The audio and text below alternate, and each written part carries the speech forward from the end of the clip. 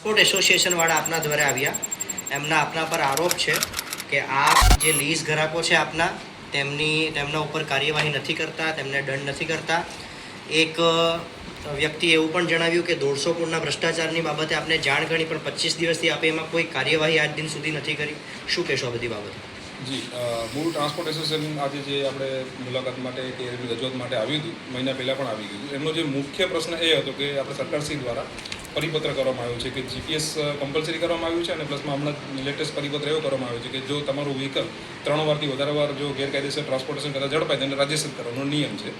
અને એમનો મુખ્ય રજૂઆત જે મેઇન વસ્તુ જે એ છે કે એમને જે નેટવર્ક ઇસ્યુ આવે છે કે એમના મૂળ સરકારશ્રીનો પરિપત્ર એવો છે કે 80%થી તમારો જો જીપીએસ ડેટા બંધ થયો તો તમારું રોયલ્ટી લોક થઈ જશે. એટલે ટ્રાન્સપોર્ટ એસોસિએશને એવી રજૂઆત કરી કે અમારું જે નેટવર્કના ઠેકાણા નથી, આમ જે પ્રોબ્લેમ છે સો એના પર અમે આખો મહિનો અમે વર્કઆઉટ કર્યું છે. બધી જગ્યાએ અમે જઈને અમે ચેક કરેલું છે. એમાં એવું છે કંપનીમાં એક એરટેલ અને બીએસએનએલ બે જ કંપનીઓના સિમ જે બાય ડિફોલ્ટ એ જે ગાંધીનગરથી એનકોડમાંથી અમારી જે એજન્સી નક્કી થઈ છે એનામાંથી એના જ બે સિમ લાગે છે. એટલે એ ઇસ્યુ છે. પણ આપણે એમને ટ્રાન્સપોર્ટેશન અમે જાણ કરી છે કે તમે તમારો જે એકદમ પર્ટિક્યુલર અમારી ટીમ તત્પર છે કે એક વિષય જણાવો કે આ જગ્યાએ આ ગાડીમાં પ્રોબ્લેમ આવે છે કે આ રૂટમાં પ્રોબ્લેમ આવે છે, અમે તૈયાર છીએ. અને બીજું એમને જે કહેવાનું એવું થાય છે કે અમે ઓવરલોડ ગાડીઓ પકડી તો અમે જે લીઝ ધારકના એક્શન કેમ ન લઈએ, તો એના પર અમે એક્શન સમયાંતરે લેતા હોઈએ છીએ. પણ દિવસમાં 10-15 વધારે ગાડીઓ પકડાતી હોય અને એની માહિતી ટ્રાન્સપોર્ટેશન ગમે ત્યારે માગે ત્યારે અમે લેખિતમાં આજે મને બાંયધરી આપી છે, સાંજુ તમને બધી માહિતી તમને આપી દઈશું. અને લાંબી વિશાળ માહિતી છે, હવે એક્શન લેતા જ હોઈએ છીએ લીઝ ઓવરલોડ પર. એ વસ્તુની ખોટી છે.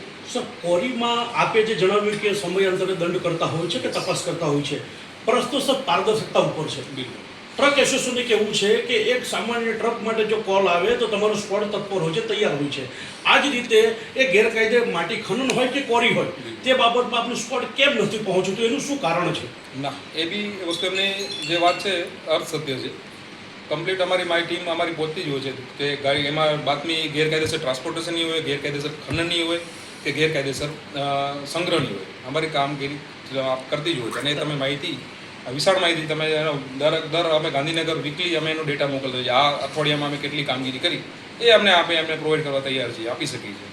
એમણે જે જણાવ્યું કે તમારો વાર્તાલાપ થયો ત્યારે તમે કીધું કે અમારા લીઝ ગ્રાહકો માટે અમે તાત્કાલિક નહીં પહોંચીએ, તમને દંડ તાત્કાલિક થશે. એમનો વ્યક્તિ ઉભો થઈને કીધું. અત્યારે આ પારદર્શકતા કેમ નથી? આ પારદર્શન જે આપણે વાત કરી કે જે ઓનલાઈન સિસ્ટમ આવી છે ટ્રક ધારકો માટે, એમને પહેલાં સિસ્ટમ કેવી હતી કે ઓનલાઈન નહોતું એટલે મહિનો મહિનો ગાડી એમની પડી રહેતી, એટલે ટ્રક ધારકોને નુકસાન ના થાય, એને વાહન વેરંટેજ ના આવે, એના માટે આપણે ઓનલાઈન સિસ્ટમ આવી કે તાત્કાલિક દંડ ભરી અને આગળ એનું બિઝનેસ આગળ કરી શકે. આ વસ્તુ છે. એમણે કરેલા તમામ આક્ષેપોમાં કેટલી સત્યતા છે? ના, કોઈ સત્યતા નથી. આમાં નિયમ અનુસાર જે કામગીરી આમાં ઓન રેકોર્ડ માહિતી બોલે છે, એટલે એ વસ્તુ જે એમની કોઈ સત્યતા નથી મારું કહેવાનું છે. સર, હવે જે રોયલ્ટીનો સમય છે, રોયલ્ટી કેટલા વાગ્યા સુધી નીકળે? રોયલ્ટીમાં નિયમ એવો છે, સાદી રેતીમાં સવારે 6 થી સાંજે 6 વાગ્યા સુધી નિયમ છે. શેમાં? લીઝમાં. પણ જો એ જ વસ્તુ જો સ્ટોકમાં હોય રેતી તો એ 24 કલાક રોયલ્ટી નીકળે છે. બાકી કોઈ પણ ખનીજમાં 24 કલાક રોયલ્ટી નીકળે છે. સર, જે તળાવ ખોદવામાં આવે છે તો તેની અંદર 24 કલાક રોયલ્ટી નીકળે છે? ના, આ નીકળે છે. માટી છે, 24 કલાક માટી કાઢી શકાય છે. યસ, બિલકુલ. તો રાતના દરમિયાન પર જે ખનન થાય અને શહેરમાં જે ટ્રકો બની નીકળે એ લીગલી છે? બિલકુલ. માટી નીકળે છે, રોયલ્ટી 24 કલાક નીકળે છે તો એ લીગલ છે. મતલબ 24 કલાકનું પ્રાવધાન છે? પ્રાવધાન છે. અચ્છા સાહેબ, સરકારી ખનીજવાળી ખાંડની જગ્યા હોય ત્યાંથી જો માટી ખોદાતી હોય, રેતી ખોદાતી હોય તો તે ગેરકાયદેસર છે કે નહીં? બિલકુલ. જો એને પરમિશન નહીં લીધી હોય તો ગેરકાયદેસર છે. મિર્ઝાપુર ખાતે આવું ખનન વર્ષોથી ચાલે છે. આ બાબતે આપણે શું કાર્યવાહી કરી? જે એક્શન જેટલી ફરિયાદ આવી છે આપણે એને એક્શન લેવામાં આવે છે. આપ માહિતી ગમે ત્યારે માંગી શકો છો. અને સાહેબ, એક્શન લેવા પછી પણ એ જ ને એક વસ્તુ છે કે ભૂલ એકવાર થાય, પરંતુ વારંવાર પુનરાવર્તન થાય તે ભૂલ ના હોય, એ ગુનો હોય, જાણી જોઈને આચરવામાં આવે છે. બિલકુલ. તો સાહેબ, આપણે શું માનીએ કે આપણા કચેરી દ્વારા છુપા આશીર્વાદ હોય કેમ વારંવાર ભૂલ કરે છે? જરાય નથી. વારંવાર ભૂલ કરે છે અને તમે આંકડા માંગી શકો છો ઓફિસમાંથી કે એક જ એના માટે સરકાર પરિપત્ર લાવી છે કે એક જ માણસ વારંવાર ભૂલ કરે છે. એ કોના માટે? સરકારશ્રી હંમેશા જે ઓવરલોડ માટે કોઈ દિવસ જે એમાં નિયમ એવો છે કે 10 જે તમારું પાસિંગ છે ગાડીનું એનાથી તમે 50% ઓવરલોડ વધારે ભર્યું એના માટે સરકારશ્રી નિયમ એવો છે 30 દિવસ તમારી ગાડી એને છોડવી નહીં. તો આવી નવી ભૂલ જે ઓવરલોડ 50% ઓવરલોડ વધારે કે નંબર પ્લેટ નથી કે એનામાં રોયલ્ટી નથી, વિધર રોયલ્ટી, તો એને 30 દિવસ સુધી તો ગાડી રાખવાની છે. અને પ્લસમાં આવું જ કૃત્ય એને 3 વાર કર્યું એના માટે આપણે એને રાજ્યસાત કરવાની છે. સાહેબ, આટલી કડક જોગવાઈ હોવા છતાં આપના અધિકારી ક્ષેત્રમાં ઓવરલોડ ગાડીઓ ફળે છે, ખનન થાય છે, આપ દંડ કરો છો, તે છતાં એ લોકો માનતા નથી. એટલે તમારો હાથ ટૂંકો પડે છે કે ખનન માફિયાઓ મોટા છે? ના જરાય નહીં. આટલા વિશાળ પ્રમાણમાં ગાડીઓ ચાલતી હોય અને એક્શન સમયાંતરે 24/7 અમારી ટીમ ફરતી હોય છે અને કાર્યવાહી કરતી હોય છે અને દંડ પણ આપણે ઓનલાઈન અત્યારે બધું વસૂલ કરતા હોય છે. એમાં કોઈ પ્રશ્ન શંકાને સ્થાન નથી. પણ સાહેબ દંડમાં એવું છે કે માની લો કે ભાઈ ચોર ચોરી કરે અને બતાવવા પૂરતું આપણે ખપ પૂરતા કદાચ કાર્યવાહી કરતા હોય એવું અમને પણ લાગે છે. ના એવું કે આપણા ધ્યાનમાં હોય તો ચોક્કસ મને આપ એની ટાઈમ કોલ કરી શકો તો છો. સર કોને કહેવાનું? કોઈ ફોન ઉપાડે નહીં. મને કઈ તમને એવું થતું હોય કે અન્ય જેવું હોય તો તમે મને જાણ કરી શકો. સાહેબ તમે ટ્રકવાળાને જો 30 દિવસ માટે બંધ કરાવો છો તો લીઝ ગ્રાહકોને કેમ નથી કરાવતા? ટ્રક ધારક ટ્રાન્સપોર્ટેશનની વાત 30 દિવસ ટ્રાન્સપોર્ટેશન લીઝ ધારક ઉપર અમે એક્શન કયું છે સમયાંતરે લેતા હોઈએ છીએ. નહીં, 30 દિવસનું એક્શન એમના પર કેમ નથી લેવાતું? એના શું કારણો છે? એ આખો અરજદારો તમને કરોડોની એમની જ રજૂઆત છે.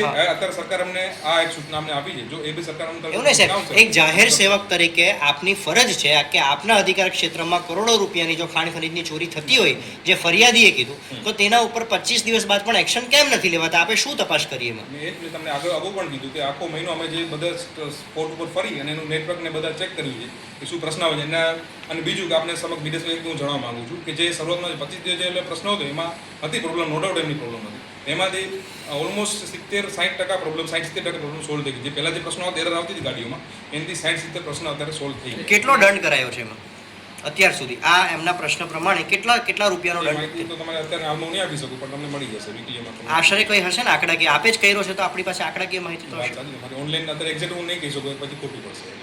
સર દક્ષિણ ગુજરાતમાં અત્યારે ખનન બાબતમાં અને ખાસ કરીને ગેરકાયદે ખનન પરવાનગી વગર એવું કૃત્યમાં નવસારી સર એકદમ મોખરે છે. હાલે પરિસ્થિતિ છે. આંકડાકીય હાલમાં મારી પાસે નથી. આંકડાકીય તમે જો આ પરિસ્થિતિ હું જરાય કોઈ માનવાનું કોઈ કારણ નથી. આપણે ગેરકાયદેસર ખનનમાં પણ અગ્રેસર છીએ અને રોયલ્ટીની આવકમાં આપણો જિલ્લો ગુજરાતમાં, સમગ્ર ગુજરાતમાં ટોપ 5માં છે. કારણ કે એવું અવારનવાર અમે પણ જોયું છે કે કોઈ એક ટીમ એવી બાપની બહાર બેસી રહી છે. હવે આપણા કોન્ટેક્ટમાં છે કે નથી મને ખબર નથી, પણ એવું સાંભળવામાં આવે છે કે આપણી ગાડી નીકળે અને જે માફિયા હોય, ખનન માફિયા હોય, રેતી માફિયા સક્રિય થઈ ગયા, મશીન હટાવી દે, બંધ કરી દે છે. આ વસ્તુ ઉપર મને 2 વર્ષ પહેલાં મેં એફઆઈઆર પણ કરેલી છે વોટ્સએપ ગ્રુપ ઉપર. અને આ એક બહુ અમારી ફરજ રેકોર્ડ માટે આજે લોકો ખનીજ માફિયાઓ વોટ્સએપ ગ્રુપ બની રેકી કરતા હોય એના પર અમે એક્શન લઈએ છીએ. જો અમે પકડાય એટલે અમે તાત્કાલિક એને પોલીસ ફરિયાદ જ કરીએ છીએ. સાહેબ છેલ્લો પ્રશ્ન છે કે આપ એક અધિકારી છો, માની લો કે આપણે કોઈ કામસર ગાંધીનગર કે સુરત કે કંઈક બીજા જિલ્લાનો ચાર્જ પણ છે, તો એવું છે કે આપણા નીચેનો જે સ્ટાફ છે એ લોકોના સેટિંગમાં વહીવટ ચાલતો હોય અથવા આપણે ના ખબર હોય? એવું કોઈ ધ્યાનમાં નથી. આપના ધ્યાનમાં પુરાવા સાથે રજૂ કરશો આપણે એના પર ચોક્કસ એને નોકરીમાંથી જે અમે છૂટા કરવાનું આપણે કમિશનર લખી આપશું. સર, આ જવાબ આપનો રેકોર્ડ પર લઈશું. આપ અધિકારી છો, જીઓલોજિસ્ટ છો. રેતી ખનન બાબતેની ગેરકાયદેસર ફરિયાદ આપની પાસે આવે તો શું આપ એની પાસે લેખિત ફરિયાદ માંગશો કે મૌખિક આપને જાણ થાય એટલે કાર્યવાહી કરવાની આપની ફરજ છે? લેખિત આવે તો એક્શન લઈ જાય. કદાચ સપોઝ ફોન આવે ને તો અમે ફરિયાદીનું નામ પણ નથી પૂછતા, સીધું અમે કે લોકેશન આપો, અમે એક્શન લીધો ત્યાં જ આપણે વેરીફાઈ કરશું આ ફરિયાદ લીગલ છે, વેરીફાઈ છે કે લીઝ છે કે પરમિટ છે કે શું છે. જો આપના અથવા આપની ટીમ દ્વારા આવી મૌખિક ફરિયાદો પર કાર્યવાહી ન થાય તો શું કરવું? એવું થયું નથી. એટલે એમાં દુવિધા સર એવી છે, દુવિધા એવી છે કે માની લો આપણે ટેલિફોને જાણ કરીએ અને આપણી સ્પોટ નીકળે તો સ્પોટમાંથી વાત લીકેજ થઈ જાય છે કે અમે આવીએ છીએ એટલે પોતાનું તાપતર હટાવી દે છે. એ જ કહું છું. જો આમાં 2 વસ્તુ હોય છે, સ્કોર નીકળી છે, આમાં 2 વસ્તુ હોય છે. એ તમારે પૂરા સાથે અમારા ધ્યાનમાં આવશે. અમે એના માટે સ્ટાફ ઉપર કમ્પ્લીટ સ્ટ્રિક્ટલી એમને વોર્નિંગ આપતા હોઈએ કે મોબાઈલ અમને જે રેડ પાડે કે મોબાઈલ લઈ લે તો બધું કરતા હોઈએ. પણ પુરાવા સાથે વાત આવે તો અમે એને બરતરફ પણ કરેલી. તમને ખ્યાલ હોય ભૂતકાળમાં એક આપણે સિક્યુરિટી ગાર્ડ બરતરફ કરેલું છે. અને બીજું, અને તમે કીધું એ પ્રમાણે વોટ્સએપ ગ્રુપ તો એક્ટિવ હોય છે ખનન માફિયાઓમાં, એનાથી એટલે અમે ઘણીવાર પ્રાઇવેટમાં રેડ પડવા જતા હોઈએ. એટલા માટે એના માટે જે ગ્રુપ એક્ટિવ છે એના માટે સુરક્ષા સામે પણ અધિકારીઓ સામે પ્રશ્ન ઊભો થાય કે જો આ ભૂમાફિયાઓ આવી રીતે જો એક્ટિવ હોય તો ક્યારે કોઈ રેડ કરવા જાય છે દરમિયાન અધિકારીઓ પર હુમલો કરવાની પણ શક્યતા વધે છે. યસ હુમલા થયેલા છે અને એમાં પોલીસ ડિપાર્ટમેન્ટ સાથે મળીને અમે એક્શન પણ લીધા છે. પોલીસ ડિપાર્ટમેન્ટને બહુ સારો સહયોગ મળતો હોય છે. એમાં જે પ્રશ્ન છે જોઈન્ટમાં અમે પણ જે અહીંયા સુરત જિલ્લામાં 2-3 બનાવ બનેલા છે ને એમાં એફઆઈઆર પર તાત્કાલિક નોંધવામાં આવી છે. સર છેલ્લો એક પ્રશ્ન છે આપને. હવે નવસારીથી આપણો વિદાયનો સમય નજીક આવ્યો છે, લગભગ ટૂંક સમય બદલી આવશે, તો અમે બી અપેક્ષા રાખીએ છીએ જાગૃત નાગરિક તરીકે કે આ નવસારીને કાયદાનો પાઠ ભણાવીને જોઈએ બિલકુલ એવી આશા આપણી પાસે રાખીએ. બિલકુલ. કારણ કે આ પગારનો છું, સરકારનો પગાર મળે છે, થોડુંક આપણે વફાદારી અને નિષ્ઠાપૂર્વક કંઈક કાયદો શું છે એ લોકોને ખબર પડે એવું કંઈ તમે કરી જાઓ. બિલકુલ મેં કર્યું છે કામગીરી. અમારી 3 વર્ષ હું હાજર થયો તે પહેલાં 80 કરોડ રોયલ્ટી હતી. મેં આમને અગાઉ પણ કીધું જો રોયલ્ટી એમને તો અસરકારક કામગીરી કરીએ છીએ. પરમિટમાં જે પહેલાં લોકો પરમિટ ઓછી લેતા હતા, બધાને પરમિટ લેતા કરે, ત્યારે ત્યાં રોયલ્ટીમાં આટલો વધારો થયો ને 3 વર્ષમાં ઉત્તરોત્તર 96 પહેલા જ વર્ષમાં 100 કરોડ હતો, પછી 101 કરોડ, 102 કરોડ, હાલમાં અત્યારે રોયલ્ટી ડબલ થઈ ગઈ. નો ડાઉટ 110 ગયા વર્ષનું ટાર્ગેટ આપણે 120 કરોડે પહોંચી ગયા. હજી આપણે નવો ટાર્ગેટ અમને આવશે, અમે વડી કચેરી અમે 150 કરોડ સરકારી ડીજીપીના ટાર્ગેટ અમે કરવાના છે. એ કાર્યવાહી સર એટલા માટે જરૂરી છે કે આપના ઉપર આરોપ પ્રત્યારોપ લાગ્યા છે. ઘણા એવું કહે છે કે ભાઈ જે માટી ખનન માફિયા છે એમની સાથે પણ આપણી સેટિંગ છે કે પાર્ટનરશિપ હોય તો પાછલા બારણે આપણા ઉપર એસીબીમાં બી લગભગ લેખિતમાં ફરિયાદ છે. પાછલા સમયમાં રોહિત શેઠિયા નામના વેપારી આ જે આપણે બનાવો છે સર, આ બનાવોને તમે ખોટી રીતે ઠેરો કે રોંગ છે ને એના માટે તમે તરત જ કાર્યવાહી કરો એવી અમે પણ આપણી પાસે અપીલ રાખીએ છીએ. એ જ આજે હું બધું બોલતો પેપર હું જે કાર્યવાહી કરતા હોઈએ એમાં અધિકારી જતો રહેશે, એનું કાગળ અહીંયા બોલશે, એની કામગીરી દેખાશે, બોલશે, અને આપણે એને પ્રમાણે જોબ કરેલા પણ છે. અને જાહેર સામેની જનતા જેને પૂરેપૂરો હોય તો રાઈટ છે, એક્સેપ્ટ કરી શકે, એને જે અસંતોષ થયો 100 જે એનું કંઈ ઇસ્યુ. ઓકે.